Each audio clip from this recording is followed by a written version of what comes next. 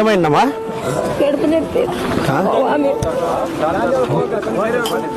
బిడ్డలు ఎవరు? అవునా? ఏమైందన్నా? ఏం చదువుతారా? ఏడా? అవునా? నూరా? ఏడా? హాస్టలేనా? శేషాద్రి సార్. ఇప్పుడు మಕ್ಕಳು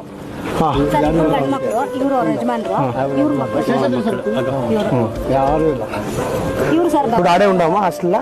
హాస్టల్లో ఇದ್ದಾರೆ సార్, వరల్కొండ హತ್ರ ఇద్దరు గండు మಕ್ಕಳು ఇವರು ఏం ఎప్పుడన్నా నిన్న అయిందా? ಇಲ್ಲು ವಾಕ್ಲಿ ಏನ್ లేదు మన ಅವತ್ತು ಬಂದಾಗ ಫಸ್ಟ್ ನಿಮಗೆ ಸ್ಯಾಂಕ್ಷನ್ ಮಾಡ್ತೀವಿ ಅಂತ ಹೇಳ್ಬಿಟ್ಟು ಅದೇ ಅವತ್ತು ಬಂದಾಗ ಹೇಳಿದ್ರು ಸರ್ ಪಾಪ. అదే ఖర్చులకు పెట్టుకో, నేను చేస్తాను. అంత కార్యం అంతా అయిపోయింది. బాగా చదువుకోండా?